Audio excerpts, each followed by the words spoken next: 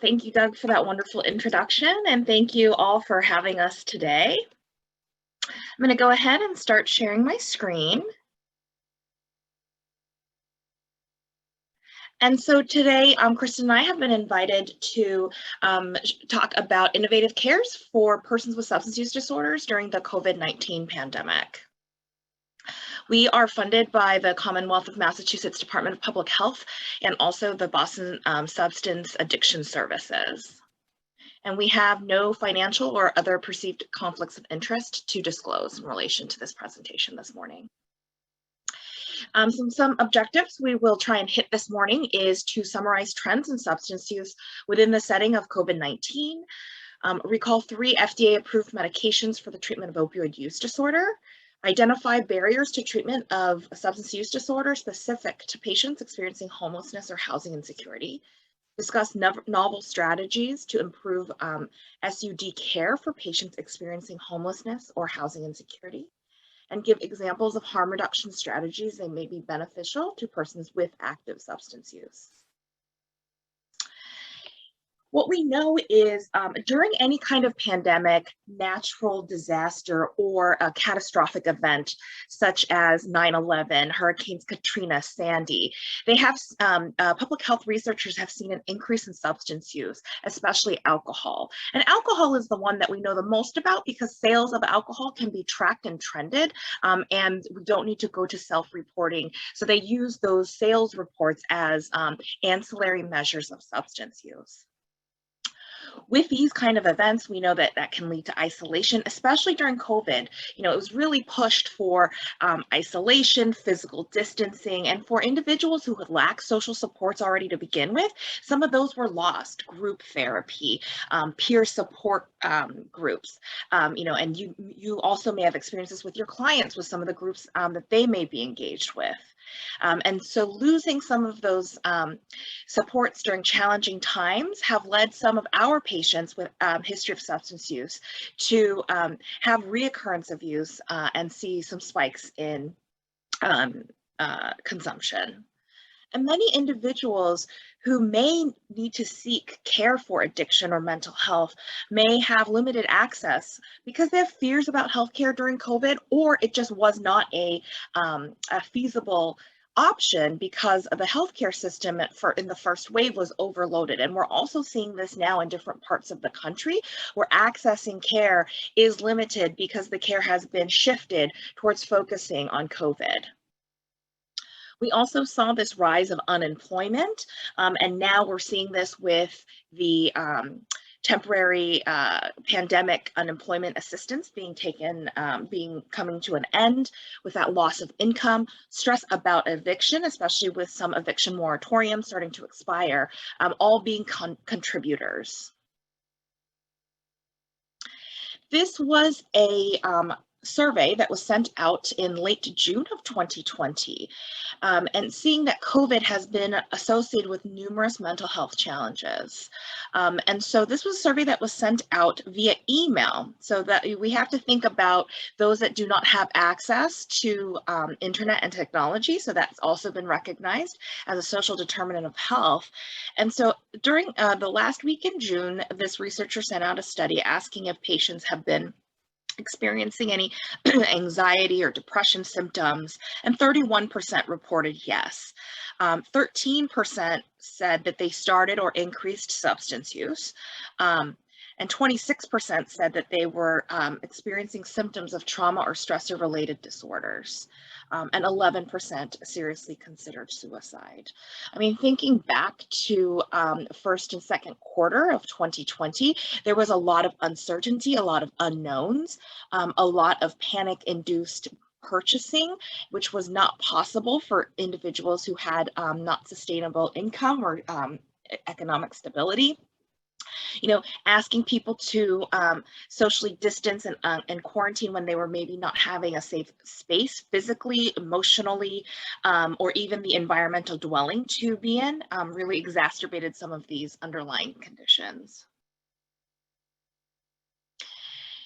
And what mental health researchers thought was, okay, well, when the first wave of COVID comes and goes, we're very optimistic that things will go back to baseline. And what we're seeing from 2021 data is that the prevalence of problematic mental health has remained elevated compared to pre-pandemic rates. You know, it's not something that we're, quote, just going to get over and move on. And this finding contraindicates the notion that adverse mental health symptoms were transient and self-limiting responses during these times of natural and catastrophic emergencies. And this really highlights the need to promote preventative behaviors, expand mental health care, and integrate medical and behavioral health care services to mitigate mental effects of COVID-19. And reading this, we all know this is easier said than done. We see the huge burden that has fallen not only on case managers, on mental health, on healthcare providers as a whole, you know, talking about chronic medical conditions in addition to challenges faced by COVID-19. Barriers to accessing substance use disorder, SUD care during COVID. Some clinics have closed or significantly reduced their hours. We're seeing that these are starting to come back. However, hours still may be reduced, and there are limited resources for new patients, and capacity, although slowly starting to increase, may still not be at 100%. What we know now, however, is that residential treatment programs are really accepting fewer patients. They are having to still abide by protocols by the state and the Department of Public Health. And many programs have really halted admissions at the start of COVID. I've also had some patients trying accessing mental health or acute substance use disorder, and they find out that they are positive, unfortunately, for COVID. And so their treatment is interrupted. And so you're seeking care for depression and possibly suicidal ideations. And then they put you in an isolation room in a mental health facility. And that can be very challenging, especially during an acute exacerbation of depression. In-person groups, counseling can be challenging, though some of it has moved to virtual. I've heard from many individuals, and myself, I also feel this way, that you lose that personal connection of seeing someone face to face. Like, I know even this conference had moved to virtual, and it's challenging. I can't see your faces and your reactions, and you know, doing everything through Zoom, although it's become a new normal. As social creatures, we do need that interaction. This also, you know, when we're doing telehealth, we have to know that there needs to be areas of safety and security, especially within the same building. And we know that already some clinic spaces are tight for that. Also, that has been challenging is limiting when patients leave the facility. We know that going outside, getting fresh air is really pivotal to preserving mental health, and being indoors all the time in some of these facilities can be extremely taxing on your mental health. And also limiting outside visitors, not having you know, your community milieu, social supports coming into visiting you, family and friends, is also very challenging. Response times for emergencies may be delayed because of the influx of COVID calls, and people oftentimes delay seeking care for the fear of COVID exposure in healthcare facilities. And we're still seeing the reverberative effects of this in our primary care practice at Boston Medical Center. You know, some logistical challenges for providing behavioral health care during COVID. There's been this rise in the increase in demand for behavioral health services for those both with and without pre-existing conditions prior to COVID. And I've talked to multiple colleagues across the Commonwealth and across the country that there is really a shortage of mental health providers for the people that are seeking help. And so there are wait lists that can be months, from like a few months to 6 months to get that initial evaluation with a mental health therapist. There's premature discharges from inpatient settings so that you are able to really get the care to as many patients as possible, and also limit COVID exposures for those that might be in care. It's disrupt face-to-face care. Everything's moved to telehealth. Resources, a lot of resources have been diverted from behavioral health care to COVID response. And it's really also limited some of the lab values that may be necessary to monitor certain psychiatric medications. I know that lab access has now increased, but we still see patients who are a little trepidatious about going to a lab for fear of COVID exposure, especially if you have a baseline diagnosis of anxiety. You know, this may really increase some health-related anxiety about your well-being.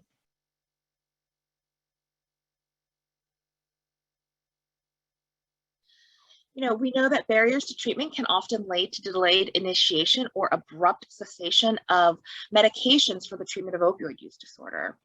And there's been a landmark study in the field of addiction that showed that individuals with an opioid use disorder who are on medication for addiction treatment are 6.5 times less likely to die from all-cause mortality. This is including heart disease, cancer, not just because of your substance use, compared to individuals who are not on medication.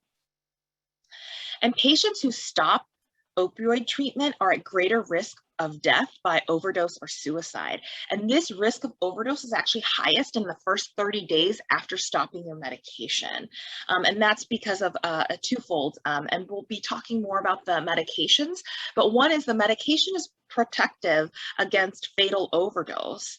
And secondly, some of that tolerance that you may have started to build against opioids may have been lost during your period of recovery. And so we see about a 6-fold increase in overdose deaths 30 days after someone has stopped medications. And that might be, you know, prematurely or as someone who has, you know, really thoughtfully decided to stop.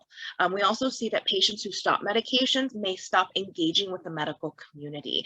And we like to press that medication is just one part of the treatment and not, you know, and they should still be seen weekly, bi-weekly, or monthly.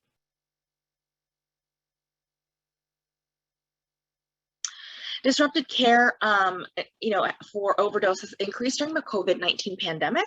This kind of contraindicates some of the messaging that we gave to our patients with active substance use. You may have seen some of the public health initiatives of, you know, never use alone. There's a lot of Narcan distribution or Naloxone distribution posters by the Department of Public Health on buses and at transit stops. We know that fatal overdoses are more likely to occur when someone is using a substance by themselves. They may use something that is too potent or not their usual drug supply and have an unintentional overdose. This kind of goes, you know, we always say never use alone, and then you get COVID-19 that says keep your distance from people that you don't know. And so, you know, we were trying to really balance out that messaging of, you know, being conscious of COVID, but also being mindful about not using alone. And so, you know, really kind of getting your social network together in your pods, as some have referred to them, pods or bubbles, and using in those pods and bubbles that you have. We also know that in-person social supports were limited. And this also was applicable to safe consumption supplies and syringe programs, you know, walk-in programs for screening for HIV, where they may also receive naloxone. And so those community outreach mobile vans or programs were halted, which decreased the amount of availability of naloxone and safe consumption supplies in the community. There were some disruption of normal drug use patterns, which reduce tolerability. And also, you know, people may have started to pick up from a distributor that they are not having a working relationship with, at which they may be getting supply that is contaminated or not the substance that they were intending to ingest. For example, you know, they thought maybe they were buying a benzodiazepine, but it was really a pressed fentanyl pill. And so this disruption of that drug supply can lead to changes in the potency and adulteration of that supply.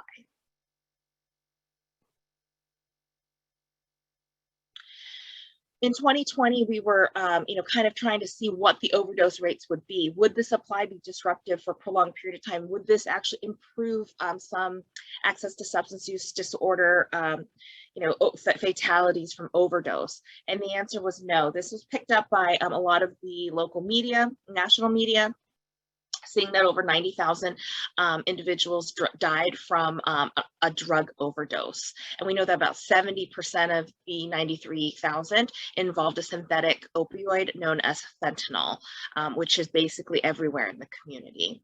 And this was an increase of 30% over the prior year in 2019. So looking at the data, we see a gradual incline from 2015 to 2020 of increase in overdose deaths.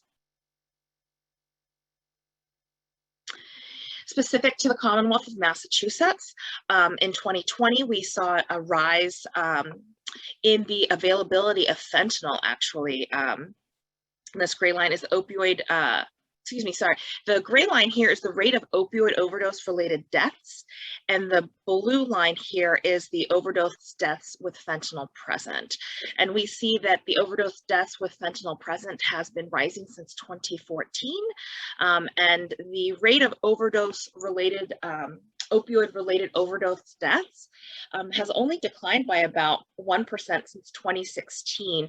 And this is in addition to the flood of overdose prevention and response programming that we have tried to blanket all communities with.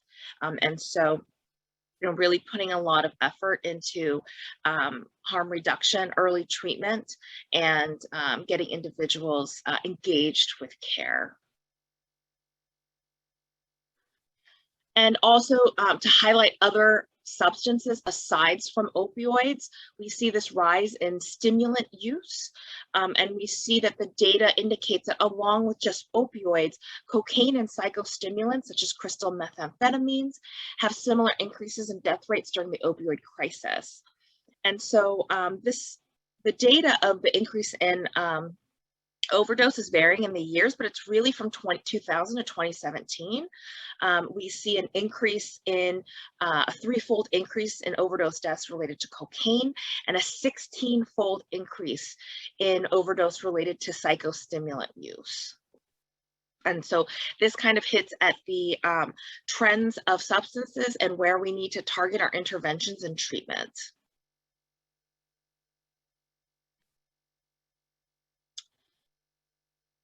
We also know that alcohol sales have skyrocketed during COVID. Retail sales for alcohol increased about 54% when looking at March 2019 to March 2020. This number was striking to me. Online alcohol sales increased by 262% compared to 2019. And so I think, early on, people were talking about that work from home.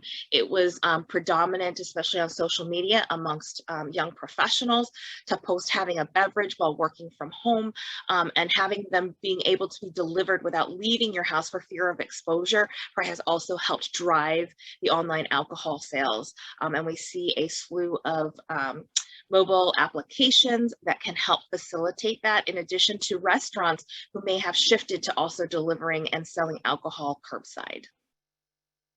There was a 41% increase in heavy drinking days reported by individuals who self-identified as women between 2019 and 2020. And we see an increase in burden, not to assign gender roles, but I think a lot of individuals who identify as female really had a lot of balls to juggle, where they may have been responsible as primary caregivers to others in the home and also have to continue to work from home. And we know that alcohol is a major contributor to deaths linked to physical injuries, interpersonal violence, motor vehicle collision, self-harm, and other harmful outcomes. And so seeing that, self-imbibing in alcohol really did increase while people were at home and having this kind of undue stress as a form of self-medicating and kind of unwinding or relaxing or trying to escape your current situation. In the United States, 260 people died from an alcohol-related illness or event, and 95,000 people die from excessive alcohol use in the US each year. And this really highlights, some of where our interventions need to go. In primary care, we really press for asking more about alcohol use and prying, like, what does a drink mean? How frequently are you drinking? I think for many individuals, alcohol and tobacco is hard to treat, and target, mainly because it's everywhere, it's legal, it's sold, it's, you know, kind of something that you do socially. People take cigarette breaks, or people go out to drinks, or they have Zoom happy hours. And it's just really become this fold of being really socially acceptable and normal. However, there are deleterious and severe health effects from alcohol use, and also we know, of course, from tobacco use as well. So that's a brief overview of some of the epi data regarding substance use and COVID-19. And now we'll go into the physiology and the overview of substance use disorders. Substance use disorders have been recognized since 1956 by the American Medical Association. And what we love about this slide is you get 3 professional organizations with 3 different definitions. And the American Medical Association really defined substance use disorders as a primary, progressive, permanent, predictable, and terminal condition. Well, now we know with medications for opioid use disorder that we're moving from terminal to being possible for recovery. The NIH is actually my personal favorite definition, which is compulsive seeking and use despite harmful consequences. I think this is a perfect soundbite and very concise of really defining a substance use disorder. And lastly, the American Society of Addiction Medicine defines substance use as a pathological pursuit of reward and or relief with biological, psychological, social, and spiritual manifestations characterized by periods of relapse and remission. And we'll get more into kind of talking about the pathological pursuit of reward and these periods of relapse and remission.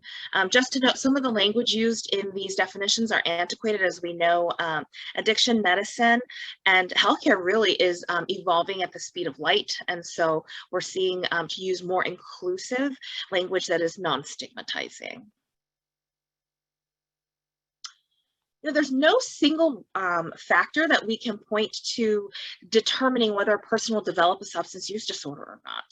You know, we know for many conditions, we'll always say, oh, you know, it's 50% environmental, 50% genetic, but sometimes it's not that easily defined, as we see from sibling studies or twin studies.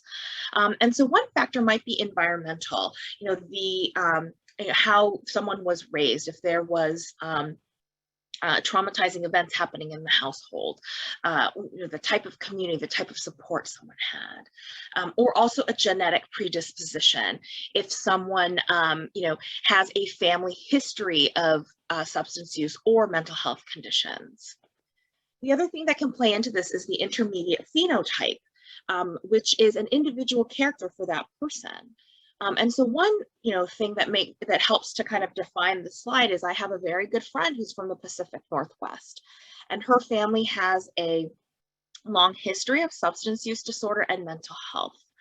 And she herself has recognized this early on, and so has engaged in treatment for mental health and has made a cognizant decision to abstain from any substances, including alcohol.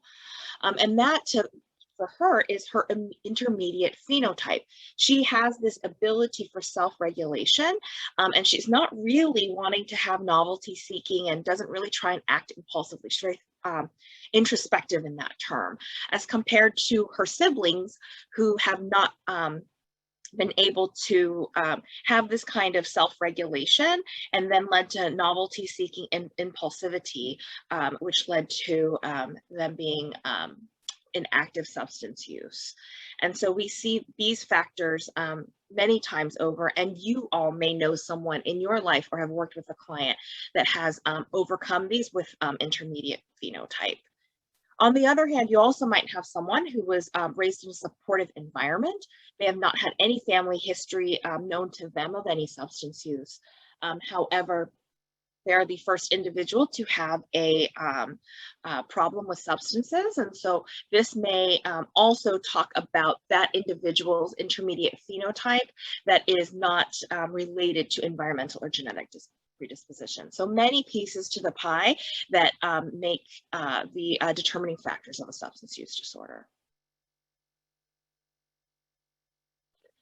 This study is really kind of what gave us a little more into some of those environmental factors we talked about in the previous slide, called ACEs. And so we always ask, how many people have heard about ACEs, or adverse childhood experiences?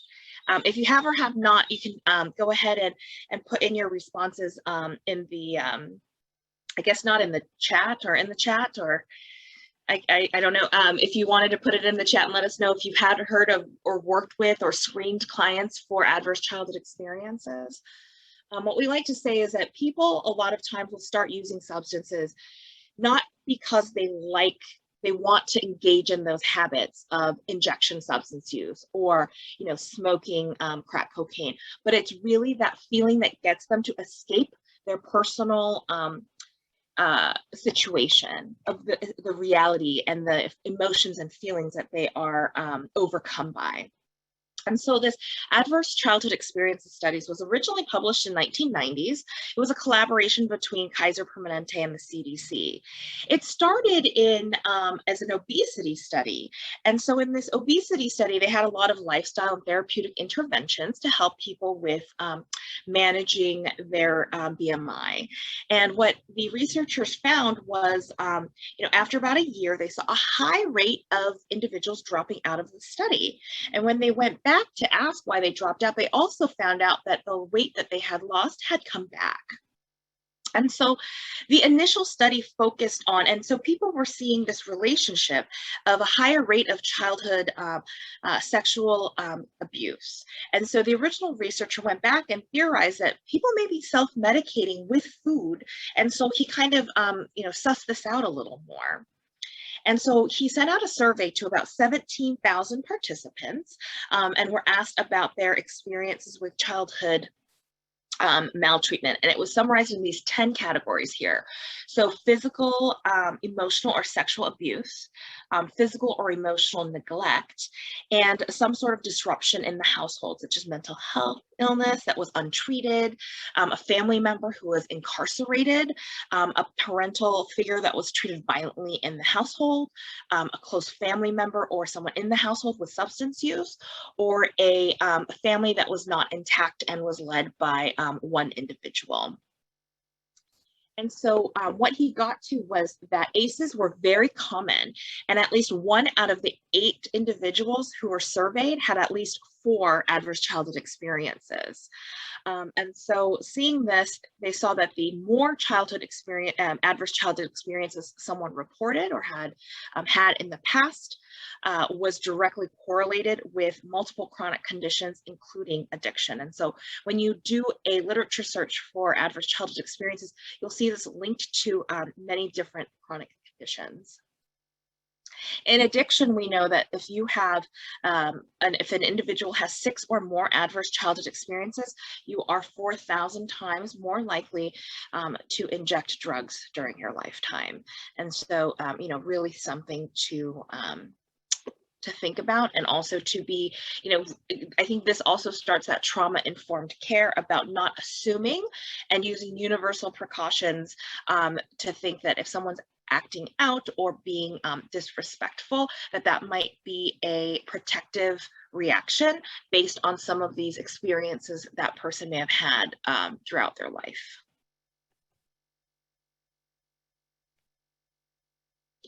When talking about adolescence, we know that 90% of people with substance use disorders began using before the age of 18. And the work that Kristin and I do, we always ask, what year did you start your first substance, including alcohol and tobacco? And a lot of that started at an early age. Some of our patients had started drinking alcohol when it was given to them as an infant by a sibling or a family member, thinking that it was funny that they were falling over. And so we see this happening very early, and substance use before age 15 leads to a 6.5 times the risk of developing a substance use disorder compared to those delaying use until age 21. And this really has to do with the development of the prefrontal cortex, which helps in regulating some of the behaviors to say, oh, you know what, if I do that, I'm going to face consequences. And so in adolescence, the reward system in childhood is, really evolutionarily linked to to be reactive very early on. And so it's like, you know, you eat something. Like I have a 2-year-old, he eats cheese. He loves cheese. That was his first word.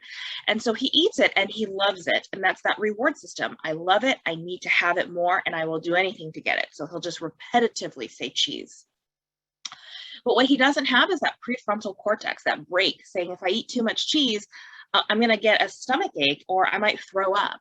And so this is the same with adolescence and substance use, where the reward system or getting that positive reinforcement from the substance being ingested, whether that be alcohol, cannabis, opioids, that is triggered, but the consequence, the prefrontal cortex of poor risky decision making, you know, driving in a vehicle, that's not there yet. And so we see that this kind of leads to more impulsive and adventurous thrill seeking that can increase your risk for using polysubstances and substance use in general. And the biology of reinforcement, we see positive reinforcement from the use of the substance. So these opioid receptors, we have them all throughout our brain and our body. And so when the mu opioid receptors are tickled in the brainstem, it releases dopamine. And we all know that dopamine is what is the feel good. You know, some people experience dopamine from smoking a cigarette. It could be from having a glass of wine, having a piece of chocolate cake, you know, taking a bath, and or, you know, using opioids. And that kind of triggers your brain to say, I love this, I want this, and I'm going to try and do it as often as I can. And we see that opioids give this positive reinforcement, as does many other substances. The negative reinforcement is the cells in the amygdala, which really control anxiety, fear, and distress, are downregulated. So someone who may be experiencing you know, chronic anxiety, fear, and distress because they don't have a stable place to lay their head at night, when you're using substances and it downregulates the amygdala, that kind of all goes away. And so you may start to feel like you can avoid things, you don't have to avoid things that cause fear or relieve fear. And so, you know, you may be able to, you know, stay in a shelter where you are, you know, faced with, you know, a partner that may have treated you violently in the past. And so really down-regulating all that fear, anxiety, and distress, but increasing the dopamine and making you feel good, you know, really cues into this circular pattern of seeking out and doing more because it alleviates things that cause fear and stress. And as we talked about earlier, the attention seeking, the attention, thinking, and judgment is in the prefrontal cortex.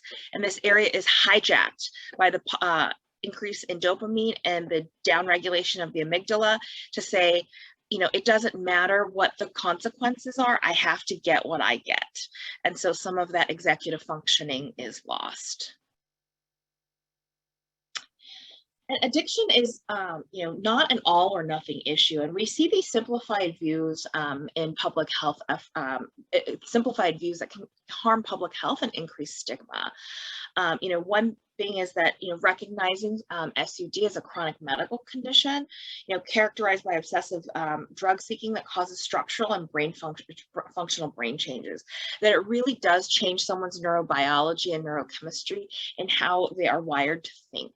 And the medical director of NIDA, the National Institute for Drug Abuse, Dr. Nora Volkov, her landmark research in seeing how PET scans were lit up in dopamine and the changes in that neurobiology, you know, really brought addiction medicine to the next level. And we know that these brain changes impairs one's ability to make rational and consistent choices despite negative consequences. You know, people always say, patients come in and say, you know, everyone tells me just to stop. And it's like, if it was that easy, I would stop. Like, why wouldn't I want to be at home with my family that has, you know, ostracized me? Or why wouldn't I want to be unified with my children if I could just stop? It's not that easy. What we do want to recognize is that SUD does not eradicate free will. People with substance use disorder can and do exert self-control. However, this control is often opposed by overpowering impulses that they just cannot overcome. And so it is our job to kind of help individuals engage into treatment so that we are able to reset the neurobiology and helping to get patients back to equilibrium. Because there is not like a blood test or an X-ray, an ultrasound that we can do to diagnose a substance use disorder, the Diagnostic and Statistical Manual put out by the American Psychiatric Association came up with a list of criteria that if patients meet 2 or 3 symptoms would have a mild addiction, 4 or 5 symptoms would define as a moderate addiction, and 6 or more is a severe addiction. And these criteria can be really summarized into called the 3 C's. So it's a loss of control, an increase in consequences, and continued cravings of that substance. And so more formally, it's broken down into using larger amounts for longer than intended, wanting to cut down or stop using, but not being able to, spending a lot of time obtaining, using, or recovering from use, having craving for that substance when you're not using it, the inability to manage commitments due to use or problems at school, work, or at home, continuing to use even if it causes problems in relationships, giving up things that were important to someone because of their use, continuing to use even if it puts you in a place of danger, like increase, getting into a car accident, or being physically assaulted or sexually assaulted. Continuing to use even if it makes your physical or psychological health problems made worse, such as anxiety, depression, any kind of skin infection, heart condition. And then the last 2 is increasing tolerance, so having to use more of the substance to get the effect that you want, and withdrawal symptoms, feeling symptoms of withdrawal when you're not using that substance. And this can be applied to other substances, including alcohol and stimulants such as cocaine and crystal methamphetamine, in addition to opioids. So with that, we'll get into those experiencing homelessness. Homelessness can also be defined by 3 different government agencies differently. So HUD, the Department of Housing and Urban Development, defines homelessness as a person sleeping in a place not meant for human habitation or living in an emergency homeless shelter. DHHS, the Department of Health and Human Services, defines homelessness as an individual who lacks a fixed, regular, adequate nighttime residence. And lastly, HRSA, the Health Resource and Service Administration, defined homelessness as an individual who lacks housing without regard whether the individual is a family member, including an individual whose primary residence during the night is a supervised public or private facility that provides temporary living accommodations and an individual in transitional housing. I think the most succinct one that I also get drawn to, I think my love of definitions is which one has, just gets to the point using the least amount of words, is the one by the Department of Health and Human Services, is an individual who lacks a fixed, regular, adequate nighttime residence. This really, opens a lot of people's eyes, especially to those who may not work with individuals who are experiencing housing insecurity. It's the layers of homelessness. And I think when I talk to members of my family or some friends who don't really understand the population that I work with, we see that rough sleeping, which is defined as people who sleep outdoors. So that could be on the sidewalks, in the tents, in places such as Skid Row in LA or in Seattle. Or under overpasses. That's just the tip of the iceberg. That's the individuals that somebody sees walking down the street driving.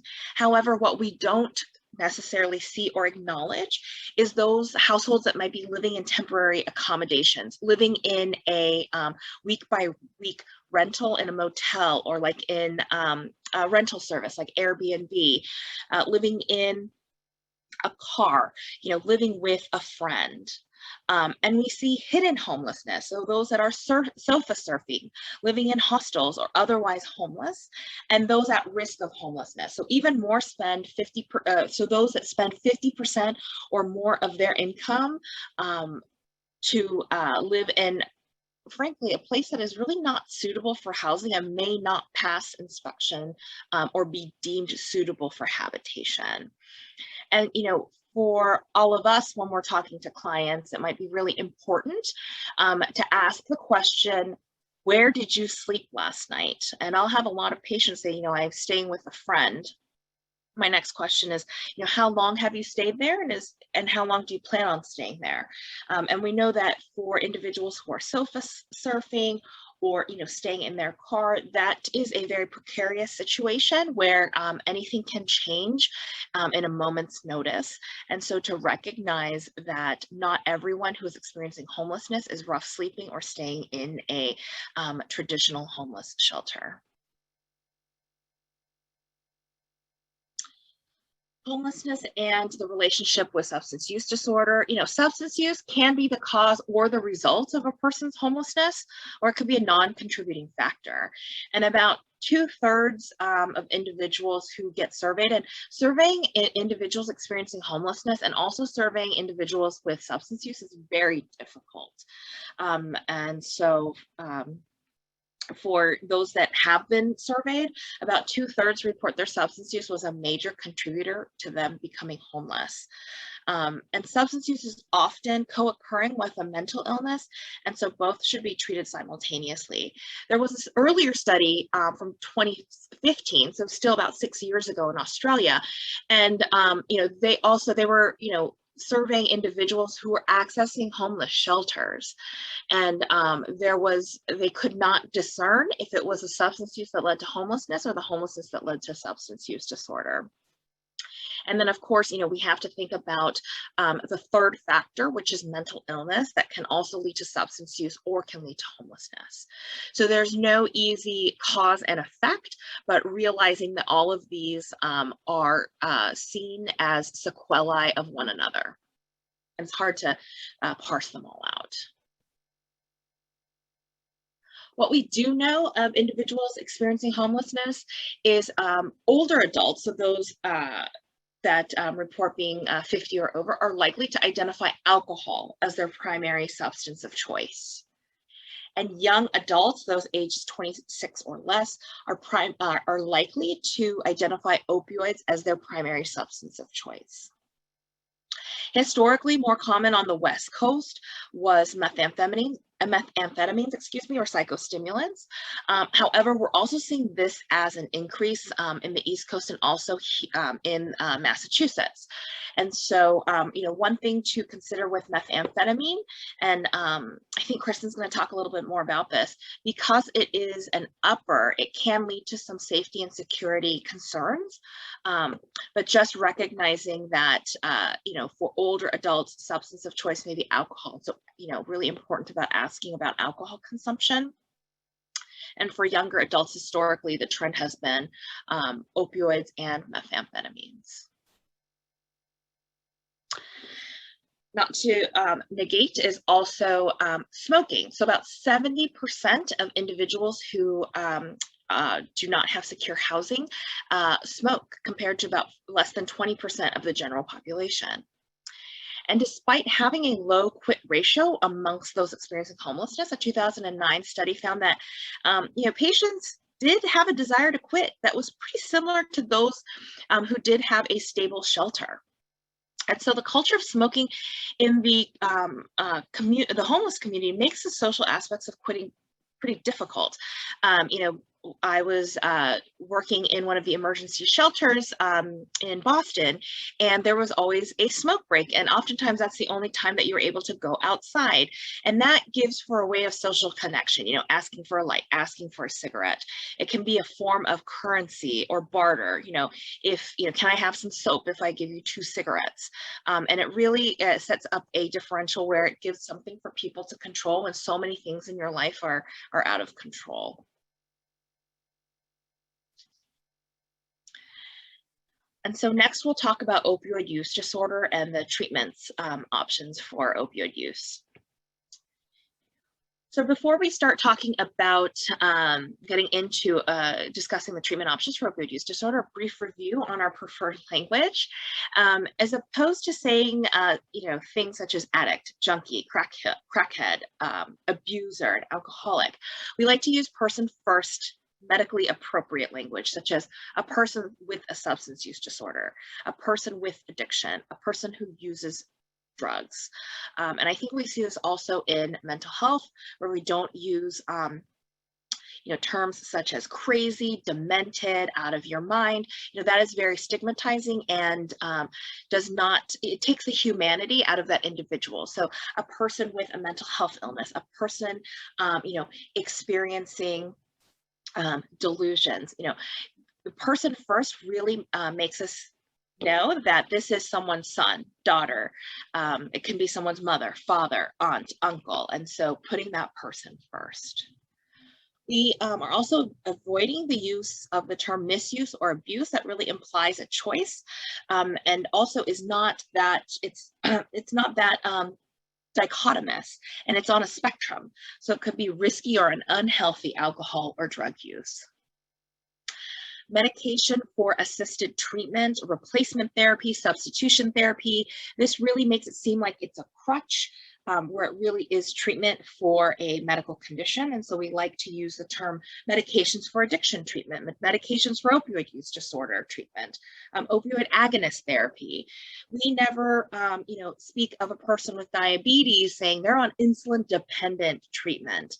We always say, that they are on medications for diabetes. And so, using some of those same medical patient first terminologies we use in other aspects of healthcare, in substance use. We see urine toxicology screenings are prevalent and is really kind of, when you talk about addiction medicine, patients will always associate it with getting urine toxicology screens. And patients may refer to this as dirty or clean, and this has been the vernacular for many, many years. However, if someone tests positive for chlamydia, we don't say, oh, your urine was dirty for chlamydia. We always like to refer to that as being expected or unexpected results, or positive or negative. Like your urine tested positive for cocaine. Your urine tested positive for chlamydia. And so really bringing it back to more definitive, medically appropriate and medically appropriate terminology. We also like to avoid the word clean to define someone's recovery status. Dirty and clean, we always like to say, should only be used to talk about hygiene status, and even then it's not polite. And so although patients may come in or clients may come in saying, I'm going to be dirty or I'm clean, we don't like to reflect some of that language back to them, and it's not our place to say, oh, you should really change your language around this, but really just reflecting and modeling language and words that is appropriate. And so for being clean or recovering addict, we like to say a person in remission or a person in recovery. And then for infants that are born to parents who may have been using substances, instead of using the term addicted baby, because looking at that DSM-5 criteria, a child is not born, seeking, having consequences because they've lost control of their use. They haven't reneged on, they didn't miss a breastfeeding time or a bottle because they were using opioids. So we really like to focus this and shift it and to say it's an infant with neonatal absence syndrome. So that substance was taken away, and so they may be having some physical withdrawal symptoms, or a substance exposed newborn. And we always like to highlight that individuals who may have been on, a parent that may have been on, like a selective serotonin reuptake inhibitor or medications for depression or anxiety, other mental health illnesses, like the child will also have some physical withdrawal symptoms from those substances as from those medications as well. So really using a more inclusive terminology. And instead of relapse, we like to use the words recurrence or lapse. I think looking at a chronic disease model for addiction, for individuals with asthma, sometimes they do great. They use their inhalers when they're supposed to, and then you have a few days that are good, and you stop using it, and your asthma flares back up. And the same thing can be said for substance use. People feel stable, they feel secure in their recovery. They may stop some of the supports or the medications and have a slip, and that's fine. We don't punish individuals with diabetes or hypertension who may have a little bit of a slip in their medication treatment plan. We support them and get them back on medication. That's the same kind of treatment we want to see for patients with substance use. So thank you, Annie. I just want to let you know we have about 22 minutes left of our presentation. Okay. So let me just speed along. So psychological effects of opioids, it slows everything down in your system. So it decreases your heart rate, decreases how much you breathe, which can be potentially lethal in overdose. And it can cause nausea and constipation because it slows down your gut. The natural trajectory of opioid dependence, people will generally start to use, as we discussed earlier, in times of adverse childhood experiences to escape their certain reality and achieve euphoria. However, at a certain point, patients will have a tolerance to the substance, such as opioids, and need to use so they don't feel sick. And that is the main objective for that individual is I'm not trying to get euphoric, I'm trying not to feel sick and in withdrawal. And this kind of highlights some of the chronic disease management I just discussed earlier. Detoxification, you may have heard this term. Detoxification is a short course of treatment, about 5 days, where someone is medically managed in an acute setting to make sure that they are withdrawing safely. Detox is not, it's also known as acute addiction treatment. It's not recommended as a standalone treatment. Those that go in for 5 days and stop using substances, when they come out into the community, have a recurrence rate about 90%. We see overdose rates increase right after that stay as their tolerance to opioids has decreased, and they may have used the same amount of the substance that they did before going in and have an unintentional overdose. And we see that patients will also have long symptoms of withdrawal, such as fatigue, insomnia, opioid craving, and a really poor response to stress and any kind of physical pain. And what we know, what works best for addiction treatment is long-term care, patient-centered, and integrating medical and behavioral treatment together and coordinating that. And in behavioral health, really working together with the patient and shared decision-making to help providing insight and coping with problem skills, and really, building upon patient strengths. So patient strength, patient-focused connection to the community, and being trauma-informed. Recovery capital is really building on these strengths and community supports. And really important is a substance use disorder. We like to acknowledge the treatment philosophy that it's really that people deserve to be treated with dignity and respect, no matter what part of life you come to. And the goals of treatment is not only cessation, but reduction in harmful substance use, being active and engaged in one's treatment plan, reduction or elimination of craving and withdrawal, and really restoring your psychological functions to improve one's quality of life so that you can be the best person in fulfilling all your role obligations and meeting your needs. So the goals for medication treatment is to, really help with the physical withdrawal, cravings, have this opioid blockade that, we'll get into with the medications with Kristin, and really normalize some of that disruptive brain chemistry we talked about earlier. We'd hope to see improvements in not only substance use, but decreases in criminal activity, transmission of HIV, hepatitis C, engagement into pro-social activities, including employment, and improvements in mental health. So really the goal of medications for opioid use disorder is not to get people into the state of euphoria, but really to get them out of this chronic state of withdrawal so that they are at baseline and able to fulfill some of their personal obligations and goals. There are 3 pharmacotherapy options that are FDA approved for the treatment of opioid use disorder: Methadone, Buprenorphine, and Naltrexone. And Kristin will get into each one more into detail. There are the 3 types of medications, and how they work can be different.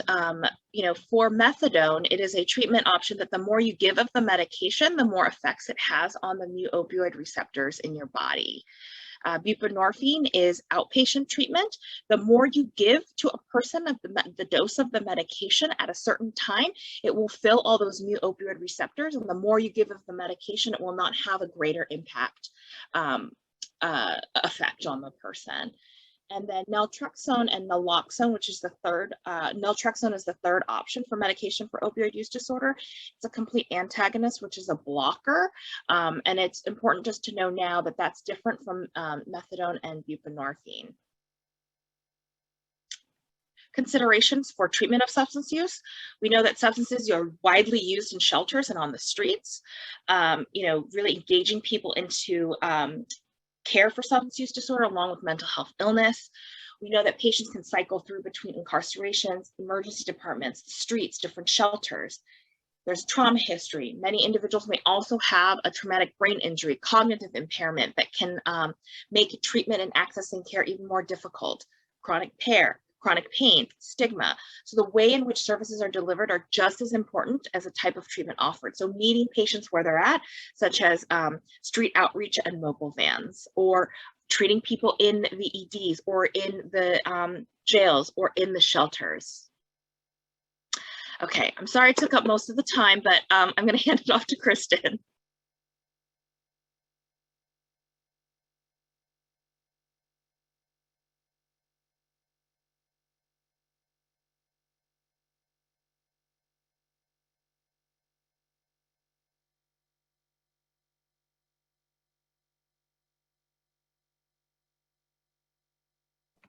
Here we go. All right, so talking about methadone. Have folks been to a methadone clinic? You can just chat in on the side. I'll say what's interesting about methadone is that it is a very long-acting substance. So when Annie showed that squiggly line graph, it's important to recognize that a lot of our patients are using opioids like fentanyl or heroin or oxycodone or hydrocodone. And all of those, like the half-life is like 3 to 4 hours. So when people come in to see us, they're using like 6-7 times a day. And so 6-7 times a day, they're using just not to be sick. And that sickness feels like the worst flu of your life.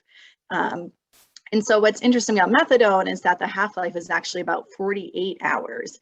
And so people get dosed with their methadone just once in the morning. And so most methadone clinics are just open sort of first thing in the morning, often from like 7 to 10 a.m., which is why you'll often see folks sort of waiting outside the clinic to go in. A lot of methadone clinics are not located in like the best part of town. I see a couple folks have been to a clinic, which is great. And I don't know about you, but to me, it always looked a little bit like a sad bank inside almost, or just even like a bank. And so basically you'll see a lot of nurses that are behind these like banks of windows. So this is sort of what it can look like. It's basically patients will go in and then they'll sort of be aligned to see the nurse, and they'll sort of wait for the person to be done in front of them, and then they'll go up and they'll check in. And then the nurse will do an assessment with the patient. They'll pull up a medical record. And they'll dispense methadone, and methadone looks almost like cherry cough syrup. Annie and I can prescribe methadone to treat patients with pain, but if somebody has an opioid use disorder, they actually legally have to go to a methadone clinic to receive that. I can't prescribe them methadone to treat their addiction in like my primary care practice. And so basically the patient will drink the methadone in front of the nurse, they pour water in the cup, they drink more, and then they can go on their day. There have to be randomized tox screens that happen in methadone clinics. And so they're in our state of Massachusetts, at least 13 a year. And so the screen might light up and that's the day you go and give your urine. All methadone clinics also have to have a counseling component, and as well as these nursing visits. And so this is very actually like structured, regulated, supportive care truly. And what Annie said about the treatment setting and the medications really making a big difference is true. And so when I'm thinking about a patient, I think about what medicine would be maybe most helpful for them, but also what treatment setting. And for some of our patients who are maybe homeless or their lives are very chaotic, you know, going to a clinic where your methadone clinic, where your medicine is kept safe and dispensed to you every day, where there's a person there that knows you and cares about you and is sort of aware of your goals, that can be a very, very, you know, sort of beneficial environment for a lot of people. And so we know that, methadone is also, we have 50 years of data to show that it's safe and effective in pregnancy and breastfeeding. And really for folks who are 18 and older, this is a good option. If you are younger than the age of 18, it is very difficult per federal law to get you connected to a methadone clinic. And a typical dose of methadone is anywhere from like 60 to 120 milligrams. And so there's quite a range. And that depends on both the person's level of tolerance and dependence to an opioid, but also just their individual metabolism. Some people metabolize methadone quite quickly, and so they're on higher doses. And so these clinics are really comprehensive, actually. So they do a lot of screening, nursing visits, counseling visits. There's primary care involved. Some methadone clinics even have like a dental component to them. There's a lot of screening. Sometimes they can do co-treatment for things like Hep C and HIV. There's a lot of support meetings, and there's a lot of advocacy that happens at methadone clinics. Now, the other option that people would have would be buprenorphine, and this is Suboxone, actually. So what a lot of people think of is that.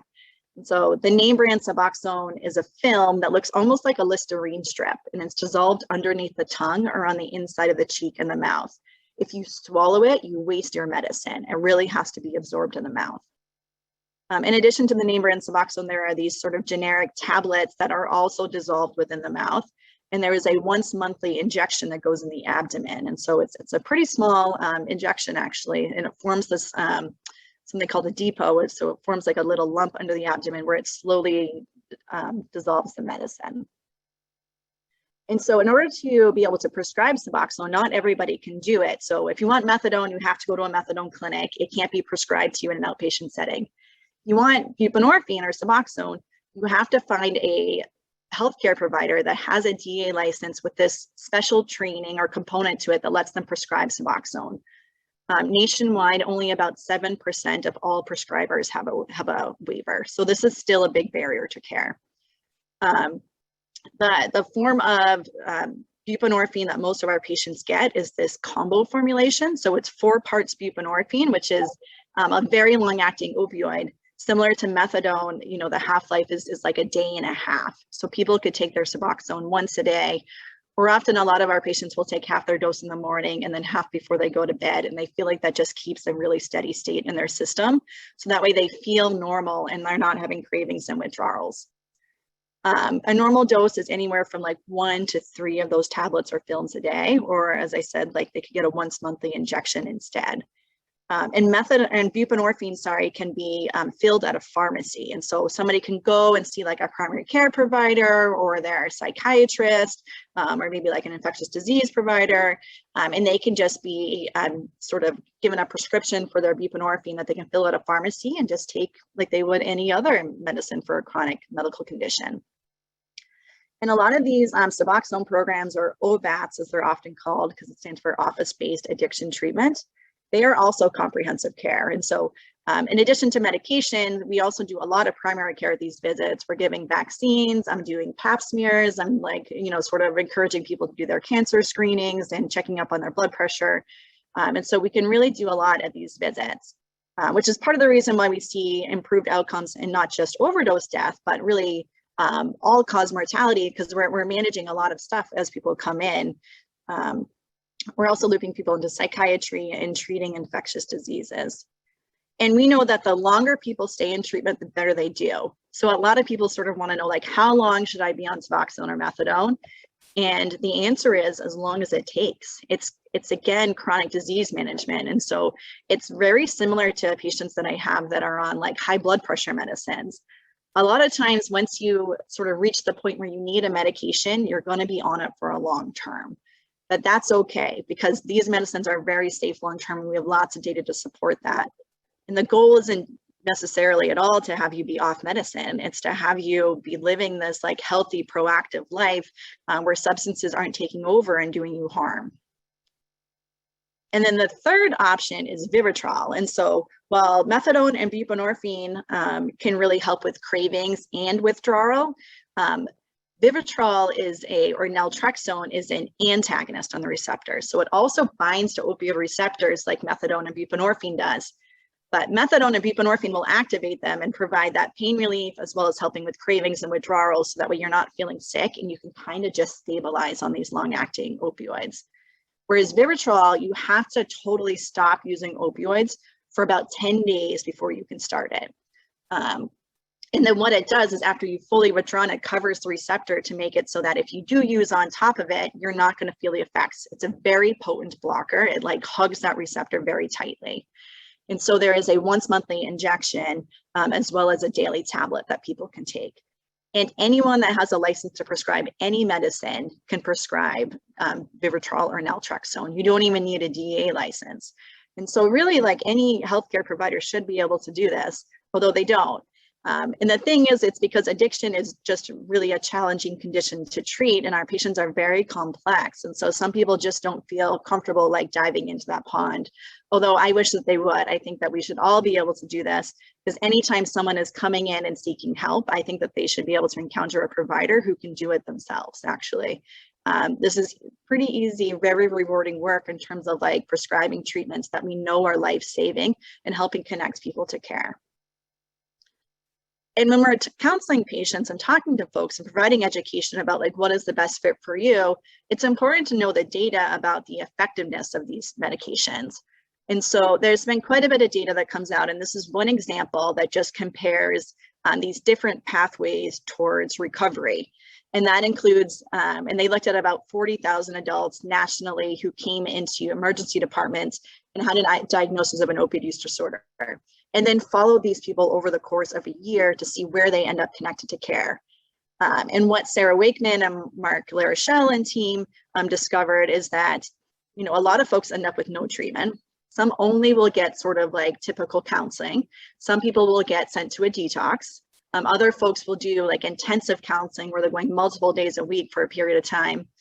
Some folks will end up on methadone or buprenorphine, and others naltrexone. And unfortunately, you know, I think that they thought that this would be like a rich tapestry where people were engaging in multiple parts of treatment, but actually people sort of found a lane and stuck with it, which is unfortunate, because I think a lot of people would benefit from both medications and behavioral health therapy, right? Almost like diet and exercise. But really, like, what they found is that people found a lane, they stuck with it. And when they looked at that data, they saw that the only treatments that reduced risk of overdose death were buprenorphine and methadone. Naltrexone was found to be neutral. And when they looked at sort of although other acute care needs, so like who might have needed to be admitted to the hospital because they got a really severe skin infection, or who had an overdose but survived, you know, it needed to be on a ventilator. And again, they found that the only treatments that were shown to be effective significantly in reducing this were methadone or buprenorphine. So that's why those two are considered first-line treatments. And so the ways to help engage people in care is to really try to make it so that when people are coming in and asking for help, you can give it to them on day one. Because I don't want someone to use fentanyl for another moment if they can help it. And people's lives are so chaotic that if I could tell you to come back in 3 days, you might not. So really being able to do like treatment on demand, and try to keep people coming back in, be engaging, welcome them there. Don't tell them what they're not doing well. Tell them like what they're doing right, like help build on people's strengths and give them hope. And so also having a walk-in policy, you know, I've told my front desk, like, if I am here, I will see the patient when they come. Because I know that just for the person whose life was so chaotic, like even just remembering to see me that day and making the effort to come in is progress. And so really just trying to be flexible, but also, you know, sort of professional with your patients. And so we do try to make it so that if I want to see you every week, then of course I'm going to send you weekly prescriptions, right? And talking about safe storage of these medicines too. You know, we've had patients who are certainly homeless, and so they're living in the shelter. And so it's like, where are you going to keep your meds? You know, are you going to keep them locked in your locker? If so, like, here's a little lock bag. You can help keep it in there. Are you going to keep it on your person? We've given out almost like the passport carriers that can like be hidden under your clothes, or like the belly bags where people can keep their stuff like on their person where it's tight and safe as possible. We want to encourage people not to like advertise their medicines. For folks who are homeless or unstable, we definitely give shorter prescriptions, even though they might be in long-term recovery. I once had a gentleman who, with like 3 years in recovery, and I adjusted his prescription to give him a 2-week supply instead of 1. And he like called and was like so upset and didn't get it from the pharmacy. He was like, this is so important to me. I only want a week's worth because if anything happened to it, I don't want to be without medicine for a period of time. And we're also doing more and more of these mobile outreach sort of vans, which is basically like primary care in a van. And so they're able to do a lot of care here and really outreach to folks to, again, just remove another barrier to care. Because I know I have some patients where it's like 2 buses and a train to get to me. And so that is really quite a challenge, especially maybe if you're parenting or have a job. Like this way, it's like we can bring care to you. It's very cost effective. And Annie talked a little bit about how we're telling everyone to be, to socially distance, but, one of the biggest risk factors of having a fatal overdose is using alone. So we don't want folks to use substances alone when they're still using or early in recovery or even in long-term recovery, because we know that a recurrence of use can happen. So never use alone. If you are going to use alone, don't lock the door. People need to be able to get to you. Every second matters. We're seeing a lot of people who have overdoses reversed now, but it's too late. And so they're getting like anoxic, like sort of lack of oxygen to the brain. Making sure that people know how to recognize an overdose and recognizing that, it's really helpful to have naloxone everywhere. And so always offering Narcan to folks. And we're starting to keep these nalox boxes in places where we know people are using drugs, or even just where we know that you want to be able to respond to an overdose. And so I know in my kids' daycare, I was in a building that had a lot of community resources in it at one point. And on my walk down the hallway to get them, I could see that they always had a fire extinguisher there in the wall. And at one point right next to it, they ended up putting this little nalox box, which was like a little box also installed on the wall that you could open it, and there was a Narcan kit. And so I always thought that was pretty cool that they had that. Because they would have some sort of bathrooms that were single stall where people might go in and use alone. And so having naloxone handy could really help save some lives there. And I just want to make a point that alcohol is a huge issue, and you talked about all the deaths that are happening. We also have medications that can treat alcohol use disorder. And whereas with opioids, a lot of folks don't actually need to go to a detox anymore. We can just get them started on methadone or buprenorphine or Vivitrol and really do treatment on demand. With alcohol use disorder, withdrawal can be fatal.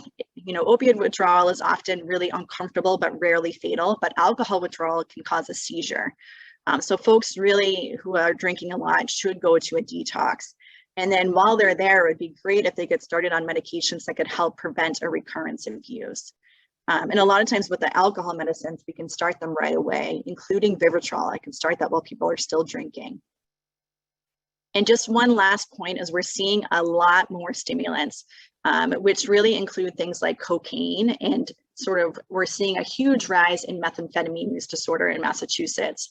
And so what we're really trying to do is engage people in care for this too, and recognizing, even though there's no FDA approved medication to treat a stimulant use disorder, things like counseling and case management and recovery coaching, encouraging things like exercise therapy and providing education and support to our patients really makes a big difference. And so we have a new clinic called the START Clinic, which is Stimulant Addiction and Recovery Team.